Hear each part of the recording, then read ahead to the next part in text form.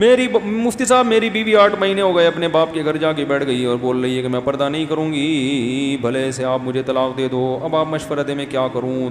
पर्दा तो अल्लाह ने फ़र्ज़ किया। पहले पर्दा करती थी जब शादी हुई थी, उस वक्त आपने कहा था मुझे पर्देदार लड़की चाहिए है भाई। अगर पहले पर्दा करती थी, इसी बेस पे शादी हुई, अब नहीं कर रही, तो आपका हक़ बनता है कि आप उस पर क्या करें, सख्ती। अगर पहले पर्दा नहीं करती थी, आपने एज़ इट इज़ उसको कबूल किया, इसका मतलब आप भी मेंटली तौर पर रेडी थे, वो भी जहन में था कि मुझसे पर्दा नहीं करवाएगा। अब आप गन पॉइंट पे पर्दा करवाएंगे तो ये काम आगे चलेगा नहीं। समझते वो क्या है कि भाई जब तुमने पर्दा करवाना था तो पर्दे वाली ले आते ना। नहीं आ रही समझ में तो रहने दो। जब इतने नेक थे कि तुम बेपर्दगी बर्दाश्त ही नहीं होती, तो तुम्हें तो पहले से पता था मैं पर्दा नहीं करती, तो फिर तो कोई पर्दे वाली तलाश करके ले आते।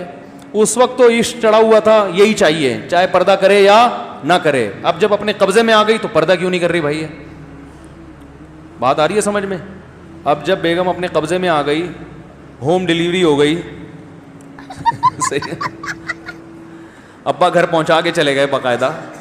होम डिलीवरी के बाद जब मुकम्मल कब्जा हो गया, अब आपको एतराज़ हो रहा है पर्दा क्यों नहीं करती। तो वो बोले कि भाई ये एतराज़ पहले होता ना। तो अगर पहले एतराज़ नहीं हुआ तो अब आप ज़बरदस्ती नहीं कर सकते। हाँ, मोहब्बत से ज़रूर समझाएं, बयानात सुन, खुद ना समझाएं। बीवी की आदत होती है जो चीज़ खुद समझाओगे उसका उलट चलेगी, वो लाजमी। उसको कहीं शैतान ने ये दिमाग में डाल दिया होता है कि मेरा मियाँ कभी भी सही बात नहीं करेगा। उसको आप ये बोलो कि तुम बेगम मुझे ये सर पे 1 मिनट के लिए भी दुपट्टा बर्दाश्त बोलो नहीं है। हम कोई मौलवी खानदान के लोग हैं। इस तरह से बोलोगे ना तो मोटी मोटी चादरें सर पे डालना शुरू कर देगी आपको तपाने के लिए। ठीक।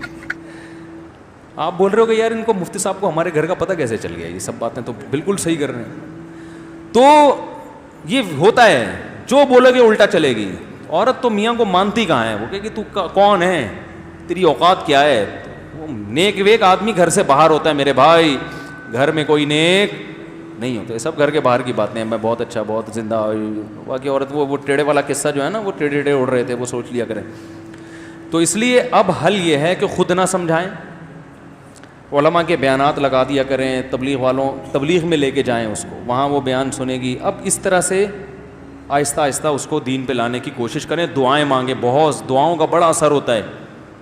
और बयानात सुनवाएं उलमा के। खुद बोलेंगे, जितना बोलेंगे उतना ही जिद में आएगी वो।